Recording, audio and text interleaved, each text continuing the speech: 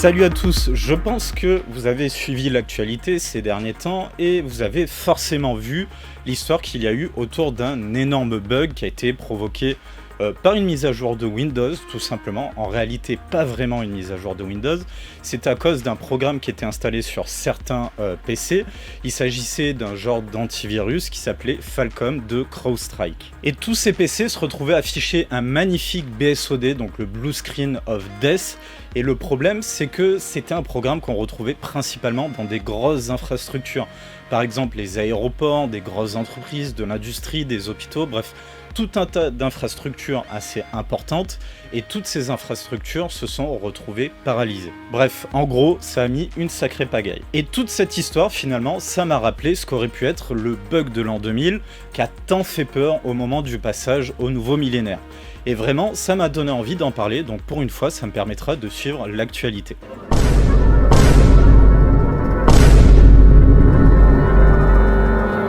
Ah ça va, hein, j'ai commencé à l'écrire pendant ma pause. Bref, vous l'aurez compris, dans cette vidéo, on retourne en 1999 pour revivre le bug de l'an 2000. Ce sera juste après la sponsor. Vous venez d'acquérir un magnifique PC. Malheureusement, vous n'avez pas de système d'exploitation pour pouvoir en profiter pleinement. Même si les BIOS se sont beaucoup améliorés, et bien pouvoir uniquement accéder au BIOS de son PC, c'est quand même pas l'éclat. Heureusement pour vous, le site CaseFan qui sponsorise cette vidéo a une solution pour vous. Le site vous propose d'acheter des versions OEM de Microsoft Windows ou encore du pack Office. En plus de ça, dans le cadre du partenariat, vous aurez droit à des codes de réduction. Par exemple, le code ALD50 vous permettra d'avoir 50% de réduction sur les systèmes d'exploitation tels que Windows 11 Pro par exemple. Et du côté du pack Office ou d'un bundle Windows plus pack Office, vous aurez droit avec le code ALD62 à 62% de réduction. Pour en profiter, c'est très simple. Au moment de l'achat de votre version de Windows ou encore de Microsoft Office, il vous suffit de rentrer le code promo dans l'espace prévu à cet effet, de valider et la réduction s'applique. Une fois que vous serez à l'étape de paiement, vous pourrez effectuer un paiement sécurisé, que ce soit par carte bancaire ou encore par PayPal. 5 à 10 minutes après le paiement, vous recevrez la clé CD de Windows ou encore du pack Office directement dans votre boîte mail. Si vous ne recevez rien, n'oubliez pas de vérifier dans les courriers indésirables. Et si vraiment il y a un souci, ne vous en faites pas, vous aurez accès à un service après-vente 24 heures sur 24, 7 jours sur 7, qui s'engage à vous rembourser, par exemple dans le cas d'une clé CD qui n'est pas valide. Si ça vous intéresse, vous trouverez tout ça dans la description. Merci au site CaseFan de sponsoriser la vidéo et la chaîne, et merci à vous aussi si vous faites un achat sur le site, car indirectement ça vous permet de soutenir la chaîne. Le bug, ça nous préoccupe. c'est-à-dire que j'éviterai de prendre l'avion. Je vais peut-être prendre un peu plus d'argent la veille de l'an 2000. La cafetière le matin qui va pas s'allumer. Plus on se rapproche de l'an 2000, et plus on craint que ce basculement de date ne rende fou tous les ordinateurs de France. Et donc vous l'avez compris, en réveillon de l'an 2000 sous haute surveillance informatique en raison du fameux bug.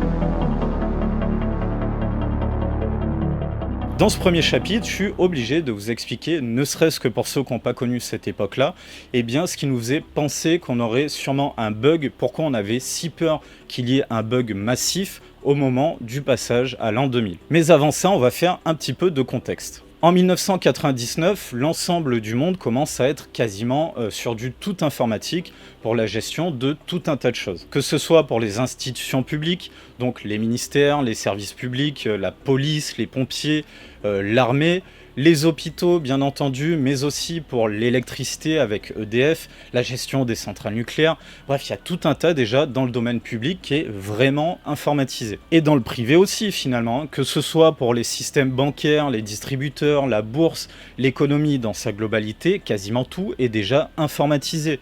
Mais aussi les gros pôles industriels, on pourrait parler aussi des transports. Vraiment, tout est quasiment automatisé et du coup, c'est quelque chose de très important dans la vie quotidienne et professionnelle des gens. Et cette informatisation, finalement, ça reste assez nouveau à ce moment-là. C'est-à-dire que même si l'informatique avait commencé il y a plusieurs décennies, on pourrait mettre ça à partir de 70 vraiment, qu'on a commencé à voir plus quotidiennement des ordinateurs, il faut bien se rendre compte qu'à partir de la décennie 80-90, c'est vraiment là que ça a pris de l'ampleur, et surtout dans la décennie 90. Même si à cette époque-là, l'informatique n'avait pas forcément un rôle aussi central que de nos jours, c'est juste pour vous dire que ça avait quand même une place très importante. Après, il y a quand même au niveau de la sphère personnelle, du privé, donc on va dire à la maison des personnes lambda, tout le monde n'était pas encore équipé d'un ordinateur. C'était même relativement rare au début des années 90. Fin des années 90, ça commençait un peu plus à arriver dans les foyers, mais il n'y avait quand même pas tant de monde que ça qui avait un ordinateur à la maison, et encore moins une connexion Internet, surtout en France. Mais bref, on va arrêter là pour la mise en contexte. Je voulais juste que vous reteniez que, en gros, l'informatique à ce moment-là est déjà centrale pour le fonctionnement du monde dans sa globalité. Et là, on arrive à la fin de la décennie 90 et on commence sérieusement à s'inquiéter d'un éventuel bug qui pourrait arriver au moment du passage de 1999 à 2000, qui pourrait mettre hors service tout un tas de systèmes informatiques. Donc là, on y arrive. Quelle serait l'origine de ce bug qui inquiétait tout le monde à ce moment-là? Tout serait lié finalement à l'horloge des machines que l'on avait à l'époque. Pour faire simple, en gros, on avait pris l'habitude depuis très longtemps d'afficher les dates avec seulement 6 chiffres. Donc vous savez, par exemple, pour dire le 2 septembre 2024, on note 02 09 24. Donc forcément, avec ce système-là, quand on passe de 1999 à 2000,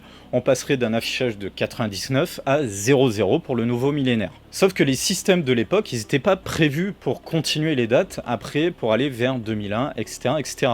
Et au lieu d'afficher 2000, on aurait dans tout un tas de cas, eh bien, la date 1900 qui sera affichée au niveau des dates sur les ordinateurs de l'époque. En gros, au lieu de poursuivre à compter vers un nouveau siècle, même un nouveau millénaire, on a l'horloge qui se remet à zéro et qui revient au siècle précédent. Pour que vous compreniez, je vais vous montrer carrément une vidéo d'explication qui a été faite par Microsoft à l'époque pour anticiper le bug et réduire ses effets.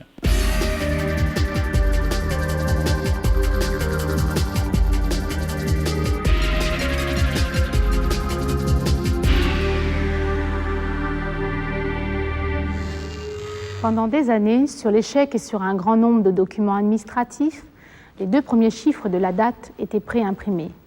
Seuls les 2 derniers étaient à compléter. Sur les ordinateurs, on a fait la même chose. D'abord parce que ça libérait de l'espace utile.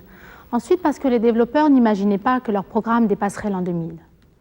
Résultat, la machine qui changera 2 chiffres au prochain jour de l'an sautera un siècle en arrière, de 1999 à 1900. Imaginez les conséquences.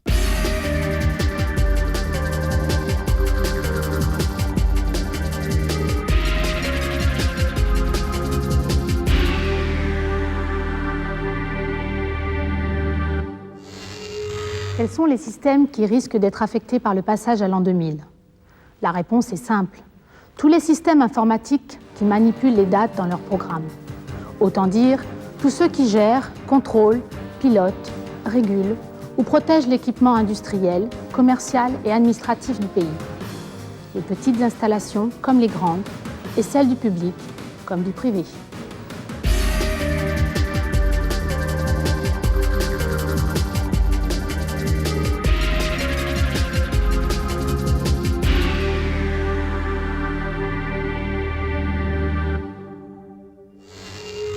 Pour bien prévoir les réactions qu'on peut attendre d'un PC...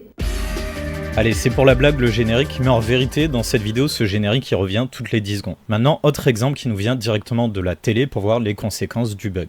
Je voudrais faire une saisie sur le mois de janvier 2000, il me met janvier 92 et il me marque mois antérieur au premier exercice. D'ici 2 mois, le programme de la comptabilité. On a donc là un exemple très concret de ce que pouvait provoquer le bug, à savoir impossible de créer des fichiers qui sont datés après l'année 2000. Ce qui peut être très handicapant, par exemple, pour la gestion de la compta de cette entreprise. Vraiment, ce générique, c'est un truc de ouf. Dans la vidéo de Microsoft, il arrive toutes les 30 secondes. Je vous mets le lien de la vidéo dans la description, vous allez voir, c'est insupportable. Donc en gros, vous l'aurez compris, entre mon explication plus la vidéo de Microsoft, les PC, au lieu de transiter à l'an 2000, revenaient en 1900. Ce qui causait tout un tas de problèmes, notamment on l'a vu avec la dame de cette entreprise, qui ne pouvait pas mettre des dossiers de comptabilité datés à 2000. Le programme affichait des dates complètement random, parce qu'il ne comprenait pas ce qui se passait, parce que pour lui, l'année 2000 n'existait pas, il revenait en 1900. La première question, je pense qu'on se pose, c'est finalement pourquoi on a un système qui est aussi bête. Ceux qui ont codé ce système de date, ils étaient stupides, pourquoi ils n'ont pas anticipé ça, un truc aussi simple que la date finalement? Eh bien en réalité pas du tout, au contraire, au tout début quand on a mis ce système là, c'était très malin, parce qu'en fait ils y étaient contraints par la quantité de mémoire que l'on avait sur les PC au moment où ce système de date a été utilisé pour l'informatique. En fait, il faut revenir quand même pas mal de décennies avant, on avait des PC qui avaient des systèmes de stockage de mémoire qui étaient vraiment très limités. Parce qu'en réalité, ça vient d'une époque où en guise de stockage, on utilisait des cartes perforées, qui avaient une capacité de stockage extrêmement limitée de seulement quelques octets. Donc forcément, quand on est extrêmement limité par la mémoire, on va optimiser jusqu'au bout, même en allant économiser les quelques bits qu'on économise en retirant les 2 chiffres de la date. Et en plus de la limitation, ça coûtait extrêmement cher le stockage à l'époque. Je vous mets une image qui est assez connue d'un système de stockage de 5 mégaoctets et ça valait peut-être des dizaines voire des centaines de milliers de dollars seulement pour 5 mégaoctets. Et puis c'est resté finalement, je pense qu'il y a eu un petit peu une sorte de mentalité à la bref ça va, l'an 2000 c'est dans longtemps, on a le temps. Sauf qu'arrivé dans la décennie 90, l'an 2000, c'était plus dans si longtemps que ça. Et on a vraiment commencé à s'en inquiéter, et notamment les conséquences que ça pouvait avoir. Et au niveau des conséquences, on a entendu un petit peu tout et n'importe quoi. Et pour les plus pessimistes, tous les ordinateurs du monde deviendraient inutilisables. On a par exemple entendu, alors j'extrapole un petit peu, mais en gros, ils pensaient que, vu que les ordinateurs, ils pensaient être en 1900, et que les ordinateurs, à chaque fois qu'ils créent un fichier, ce fichier, il est daté au moment de sa création. Si l'ordinateur veut utiliser un fichier qui est par exemple daté de 1998, alors que lui, il se croit en 1900, il y aurait incohérence pour l'ordinateur et donc un problème, un plantage et un ordinateur inutilisable. Le risque principal, c'est en fait la perte de certains fichiers.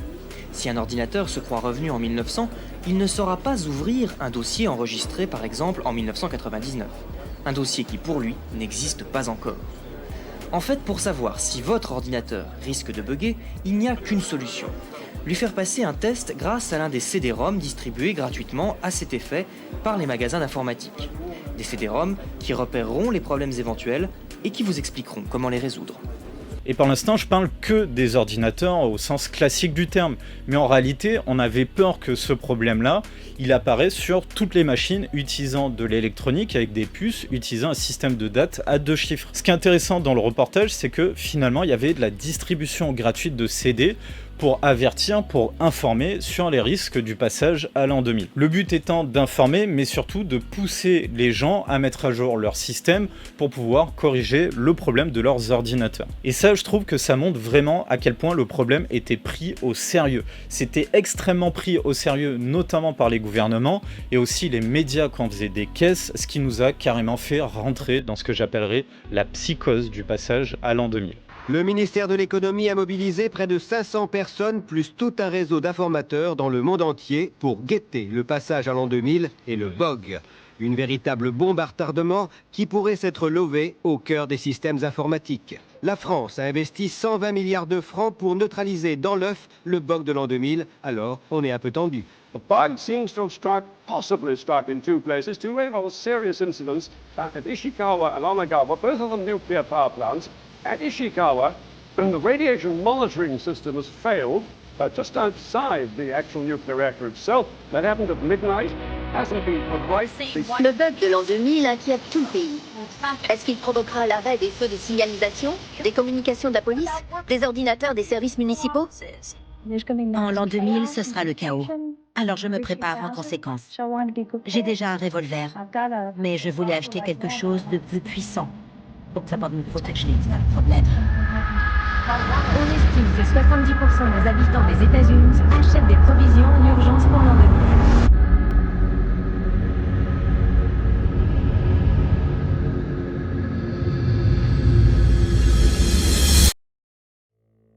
Chute du système bancaire, des bourses, de l'économie mondiale, impossibilité de retirer de l'argent, plantage du système de navigation des avions pouvant entraîner des crashs d'avions, paralysie de tout système de transport informatisé, système de communication inopérant, centrale électrique en rade, possibilité d'accidents nucléaires dans les centrales nucléaires, possible tir de missiles nucléaires inopinés, et toutes ces conséquences seraient liées au bug de l'an 2000. Voilà les conséquences que l'on pouvait entendre en cas d'énormes bugs informatiques mondial.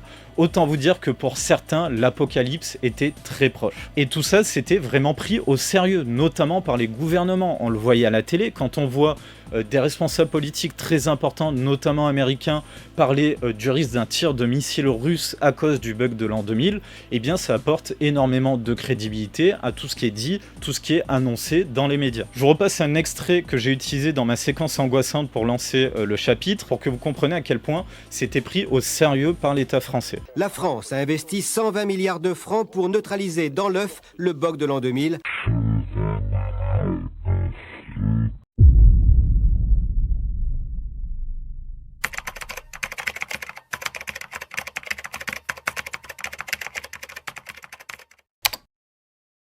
18 milliards 293 882 068 € et 48 centimes. Oh, come on!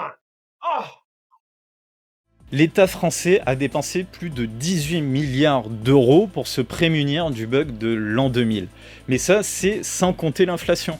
Si j'utilise par exemple le calculateur de l'INSEE pour calculer l'inflation depuis le franc vers l'euro, on se rend compte que finalement, c'était pas 18 milliards d'euros, mais 27 milliards d'euros actuels. Juste pour rappel, au moment où je tourne ces images, on est en stress au niveau politique parce qu'on a dépassé le budget annuel de l'État de 15 milliards.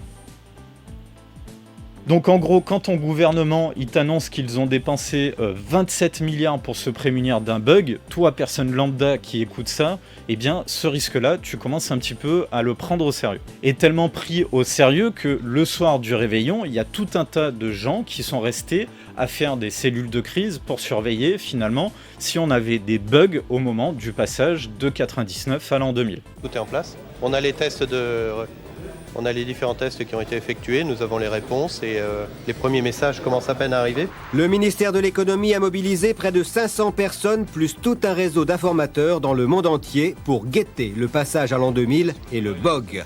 Une véritable bombe à retardement qui pourrait s'être levée au cœur des systèmes informatiques. Nous sommes tous d'accord dans le monde entier pour dire que la probabilité de risques sérieux, graves, est extrêmement réduite. Pour l'instant, ça a l'air de se passer très bien en Nouvelle-Zélande. L'an 2000 est arrivé sur Terre par les îles Tonga. Le Pacifique annonce de bonnes nouvelles, le monde respire, en attendant celles venant du Japon, de la Chine et de la Russie, avec ses centrales nucléaires et ses missiles. Vous remarquerez que quand même dans le reportage, le ton des médias était surtout là pour rassurer la population. Mais alors pourquoi c'était tant pris au sérieux cette histoire de bug ? Mettez-vous à la place d'un décideur, d'un responsable et repensez à la liste des conséquences possibles que j'ai listées au début du chapitre. Je reprends l'exemple de la France, mais vous avez un potentiel risque de ne plus pouvoir contrôler vos centrales nucléaires. En France, on a des centrales nucléaires un petit peu de partout. Et toutes ces centrales nucléaires pourraient se transformer en catastrophes nucléaires telles qu'a pu être Tchernobyl.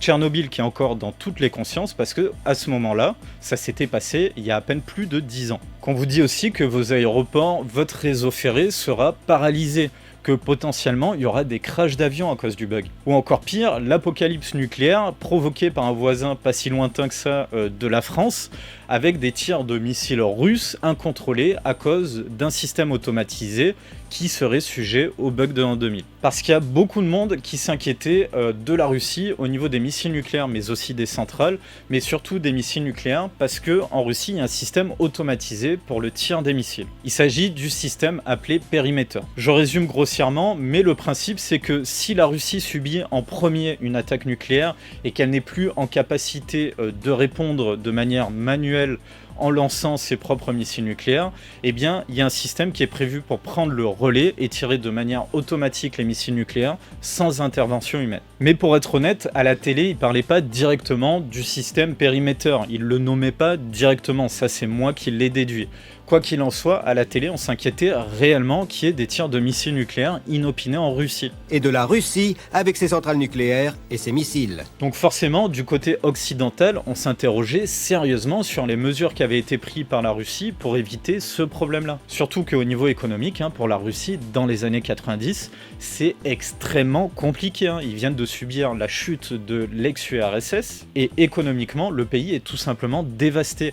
Et on l'a vu avec l'exemple de la France qui a dépensé des dizaines de milliards pour se prémunir du bug, on n'est pas convaincu que la Russie soit capable d'en faire autant. Et pour les centrales nucléaires russes, c'est exactement pareil, parce que tout le monde a encore en mémoire l'accident de Tchernobyl, qui en 1999 est vraiment pas très vieux. Juste pour rappel, l'accident de la centrale de Tchernobyl, c'était en 86, donc il y a moins de 20 ans à ce moment-là. Les Occidentaux très inquiets à cause de la conjoncture économique russe qui est catastrophique à ce moment-là, plus des vieux systèmes informatiques qui gèrent les missiles nucléaires, plus des centrales nucléaires sur lesquelles on a énormément de doutes à cause de l'accident de Tchernobyl, l'inquiétude était très grande. Ajoutant donc au bug de l'an 2000 une peur de l'apocalypse nucléaire chez certaines personnes.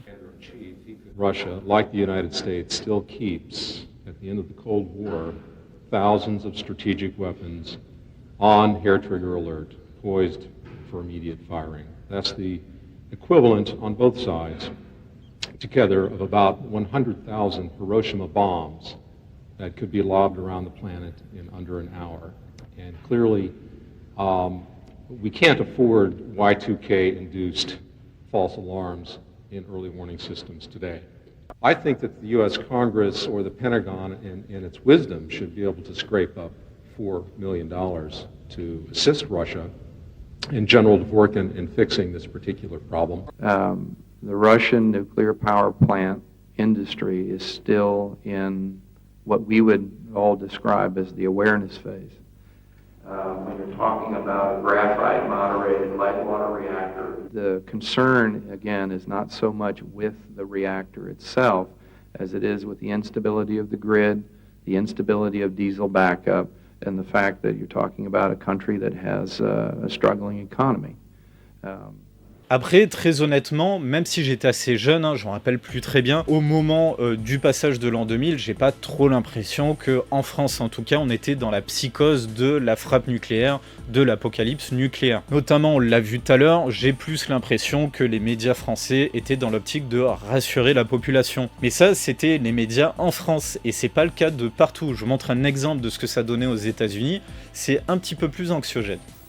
At midnight in the first moments of the year 2000, what will happen to the computers you depend on? Do you know where they are, what they do, and what shape they're in? If they are infected with a Millennium Bug, will they be debugged and ready to run properly?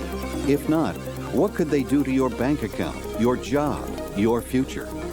Next in this special report on Y2K, the Millennium Bug's deadliest secret, learn about the latest disclosures. Find out what could happen to you and your loved ones. Bon, je vous ai mis que l'intro du reportage parce qu'en réalité, le reportage, il dure quasiment 30 minutes. Mais je me mets à la place d'un Américain moyen, il regarde la télé, il tombe là-dessus avec juste le titre, résume toute la psychose que ça pouvait donner ce genre de reportage. Si on traduit, Millennium Bug Deadliest Secret, ça veut dire en gros, bug de l'an 2000, les secrets les plus meurtriers. Dans le générique, t'as carrément un mec qui se fait braquer avec un flingue sur la tempe.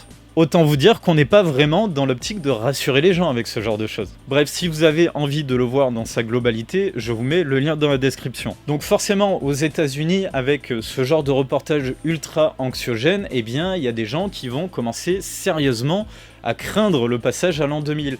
Et il va se passer un truc qui est très américain en général, de toute manière c'est quelque chose qu'on voit souvent quand il y a des crises aux États-Unis, c'est que les ventes d'armes vont exploser, les gens vont se jeter dans les armeries pour s'armer dans le cas où ça partirait en vrille. En l'an 2000, ce sera le chaos. Alors je me prépare en conséquence. J'ai déjà un revolver, mais je voulais acheter quelque chose de plus puissant pour pouvoir me protéger en cas de problème. For Orleen Kale of Rincon Valley, today's a Y2K practice day. She's doing without electricity, heat, running water, and fresh food. This is really delicious. This is called taco and meat. To make sure her family is prepared. She's even stocked her garage with wheat from her father's farm. You should have about 250 pounds of wheat for a year. And bought appliances that work without power. And it will grind just about everything. Kale is a devout Mormon. She firmly believes Y2K could fulfill apocalyptic prophecy in the Bible's book of Revelations, which she thinks wouldn't be so bad if it crashes the computer. Et je me suis rendu compte au cours de mes recherches en me replongeant dans cette époque-là, eh bien que aux États-Unis, mais pas que, en vrai en France aussi, eh bien le passage à l'an 2000, la peur de l'apocalypse de l'an 2000, c'est carrément devenu un business. Il y avait carrément des pubs. Je suis tombé pendant mes recherches sur une pub d'un kit de survie qui était vendu aux États-Unis. Je vous montre ça. It's 2 a.m., January 1st, year 2000. Power's out. It's pitch black. You need light. If you planned ahead, you'll have one of these. Just wind it up. You'll have light and communication. Call now and get the ultimate Y2K survival kit from BeCalm.com. You'll receive the Sunburst, the premier wind-up and solar-powered flashlight and radio, a video resource guide with real advice from leading experts, a diagnostic computer program to test your PC. You'll receive 3 soup samples from Hourglass Foods, food storage you'll want to eat. Plus, you'll receive a step-by-step guide that will show you how to prepare without wasting a single penny. Call now and order your ultimate Y2K survival kit. You get the wind-up and solar-powered flashlight radio, video diagnostic software, food samples and preparation guide, a $90 value, all for only $49.95. Call 1-800-303-8747 now and tell the operator to rush an ultimate Y2K survival kit to your home. Call now. Vraiment, j'adore la musique de la pub, style un petit peu téléachat, totalement en déconnexion avec la gravité de ce pourquoi on vend ce genre de kit de survie. En tout cas, je sais pas si vous avez remarqué, mais la lampe torche Dynamo qui fait aussi radio, je trouve ça incroyable, un vrai banger. Et pour tout ce qui est journal télévisé anxiogène, je suis aussi tombé sur un que j'ai trouvé juste incroyable. Cette fois-ci, c'est pas aux États-Unis, ça se passe en Angleterre et on est juste avant le passage à l'an 2000, je crois que c'est à peu près une demi-heure avant. Donc avec le système des fuseaux horaires, si vous voulez, vous avez des pays qui étaient déjà passés dans l'an 2000. Et en fait, le présentateur, il liste tout ce qui s'est mal passé et il n'arrête pas de dire des dingueries, c'est impressionnant. Et lui aussi, d'ailleurs, on l'a vu dans le petit montage anxiogène que j'ai fait pour lancer ce chapitre-là. Bref, je vous mets les extraits, vous allez voir, c'est dingue. But now, the latest on the Millennium Bug with Peter and Philippa.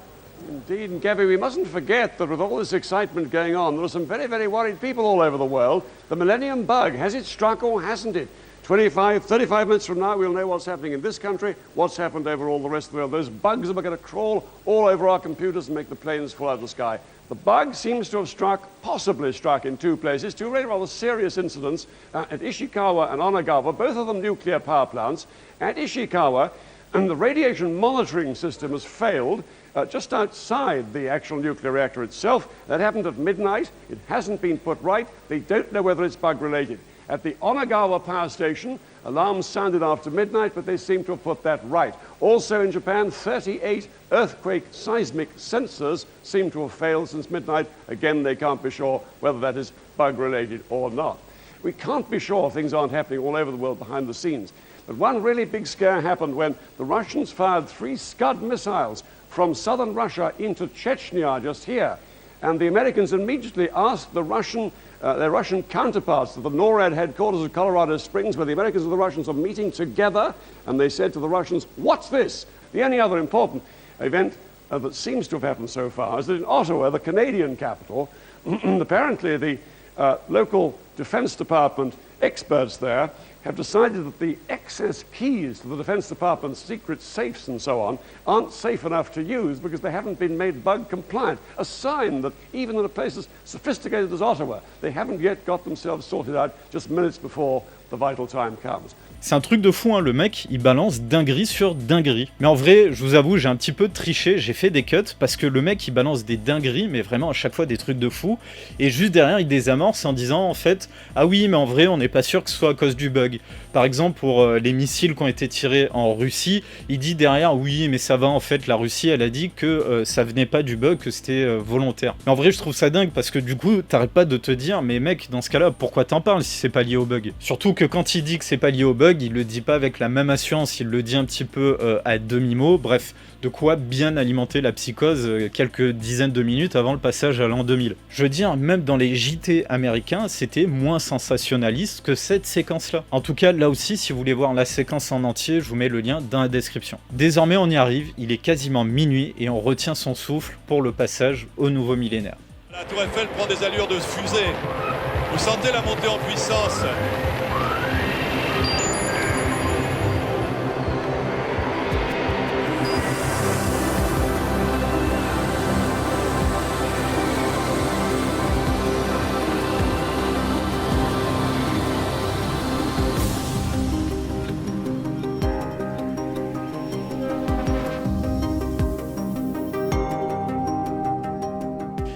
Ça y est, on y est, l'an 2000, et est-ce que le bug de l'an 2000 a frappé?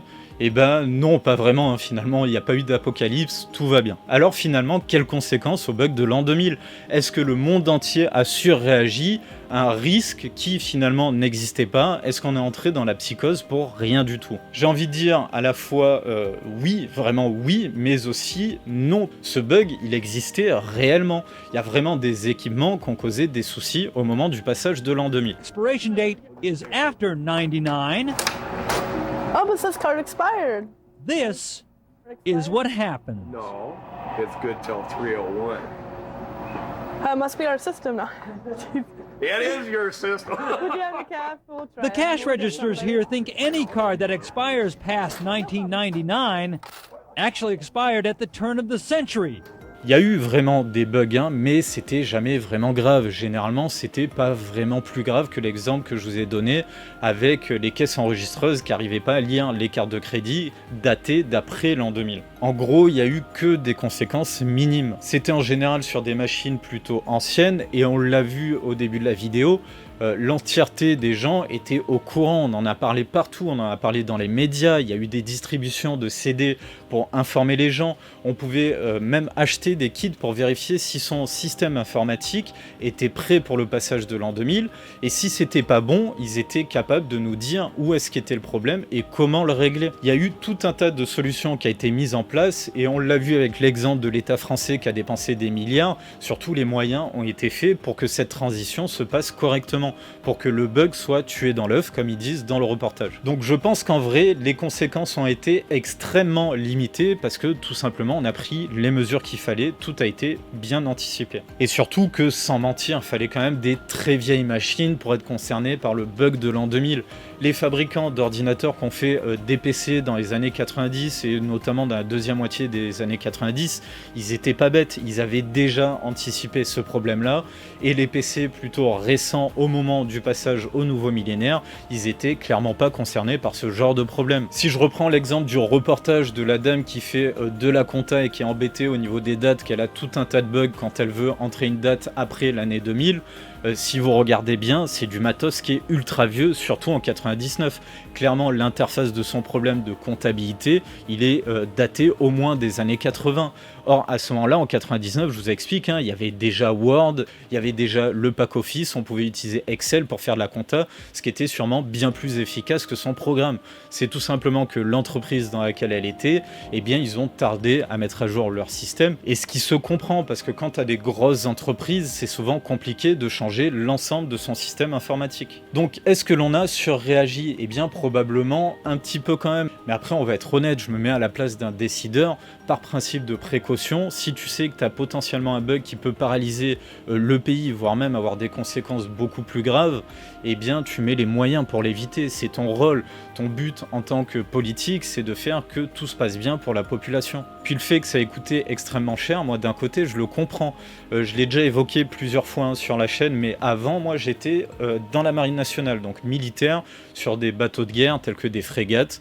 Et j'avais notamment navigué sur des bateaux très vieux, des bateaux datant de 1970, en tout cas qui sont arrivés au service actif pendant la décennie 70, mais qui ont été conçus dans les années 60. Et au moment du passage à l'an 2000, je doute absolument pas qu'on était sur des systèmes informatiques, des systèmes automatisés, vieillissants à bord de ces bateaux-là. Et forcément, sur des bateaux militaires comme ça, tu fais pas n'importe quoi, et tu as envie d'être sûr que tu seras pas touché par un bug tel que celui qui était annoncé pour l'an 2000. Sauf que les programmes qui gèrent les automatismes dans des bateaux comme ça, c'est la préhistoire de l'automatisme. D'ailleurs, il y avait assez peu de choses automatisées, mais il y avait quand même quelques trucs. Et c'est des programmes qui sont faits souvent sur mesure pour les installations concernées.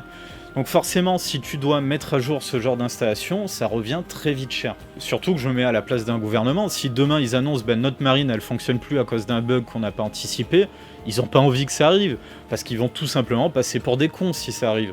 Donc forcément, ils ont mis les moyens pour éviter ça. Et c'est pareil dans tout un tas de cas dans les entreprises privées, que ce soit des petites ou des grosses entreprises. T'as pas envie de dire à tes clients, désolé, je peux pas bosser avec vous parce que j'ai un problème informatique. Et maintenant, si on parle des gens lambda, dans la plupart des cas, on va pas se mentir, même si on en rigolait beaucoup de ce fameux bug qui devait arriver, il y avait quand même un petit peu d'appréhension. Donc moi, je le répète, j'étais assez petit à ce moment-là, j'avais une dizaine d'années. Mais même moi, à mon niveau, j'entendais ça, qu'il allait sûrement y avoir un gros bug et que les ordinateurs fonctionnaient plus.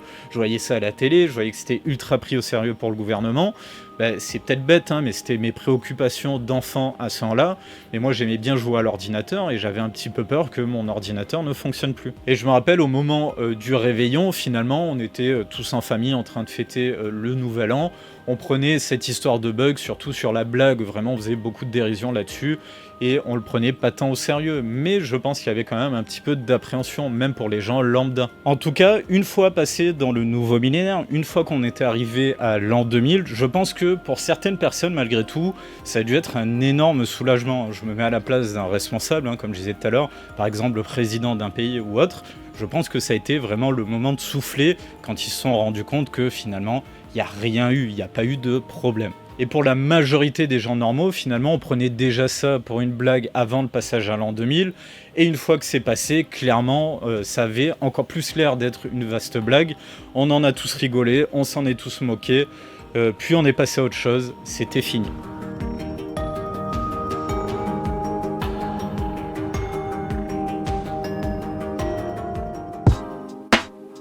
Allez, on arrive à la fin de cette vidéo que j'ai essayé de faire quand même un peu plus travaillé que ce que je pouvais faire d'habitude. Ne serait-ce que pour l'écriture de mon script. Comme j'ai dit en début de vidéo en faisant ma petite blague, j'ai commencé à l'écrire pendant ma période de pause où j'étais posé tranquille. Et j'ai pris mon temps tranquillou pour faire le script. Ça m'a donné un script assez imposant. C'est le plus gros que j'ai jamais fait. Il y a peut-être une dizaine de pages. Et quand je dis une dizaine de pages, c'est vraiment une dizaine de pages pleines de script écrit assez petit.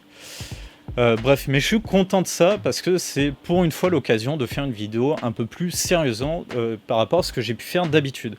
Donc vraiment, n'hésitez pas, si la vidéo vous a plu, à mettre le pouce en l'air, vraiment à me soutenir, parce que pour le coup, vraiment, ça m'a demandé énormément de travail, ne serait-ce que pour trouver vraiment des vidéos d'illustration intéressantes et qui sortent un petit peu de ce que l'on a pu voir sur la toile, sur toutes les vidéos qui traitaient de ce sujet-là. Même si on en retrouve qui ont été beaucoup utilisés, notamment pour parler de ce qui se passait en France, on a finalement assez peu de vidéos qui ont été archivées sur le net en tout cas, qui nous permettent de montrer comment on attendait cette arrivée du passage à l'an 2000 et encore plus le bug de l'an 2000. Donc vraiment, je compte sur vous, vraiment, si cette vidéo vous a plu, n'hésitez pas à me le montrer et peut-être que j'essaierai de refaire d'autres vidéos plus travaillées. Donc n'oubliez pas de mettre le pouce en l'air ou encore de vous abonner si vous ne l'avez pas déjà fait. N'hésitez pas aussi à aller faire un tour vers les soutiens de la chaîne parce que si la chaîne elle prend autant d'ampleur que ce qu'elle est en train de prendre, c'est aussi grâce à eux. Donc le site PC Boost, j'en parle à chaque fois, c'est un projet autour du rétro hardware, mais pas seulement, c'est le rétro dans sa globalité que je trouve super intéressant. Donc n'hésitez pas à aller voir le site PC Boost. Il y a aussi le forum overclockingpc.eu, des passionnés autour de l'informatique. Donc vraiment, n'hésitez pas à aller voir ce qui se passe sur le forum. Ils font des news et tout un tas de choses, c'est ultra intéressant. Il y a aussi bien entendu le sponsor de la chaîne qui m'aide à financer le matériel pour les vidéos, donc n'hésitez pas à aller voir ce qu'ils proposent. Et si ça vous intéresse, n'hésitez pas à passer par leur service. Et bien entendu, tout ce qui est lié à la chaîne, vous avez le lien Linktree vers les réseaux sociaux, tout ça, donc n'hésitez pas à aller voir aussi. Allez, on arrive à la fin, donc vraiment, j'espère que ça vous aura plu. En attendant, prenez soin de vous et on se retrouve dans la prochaine vidéo.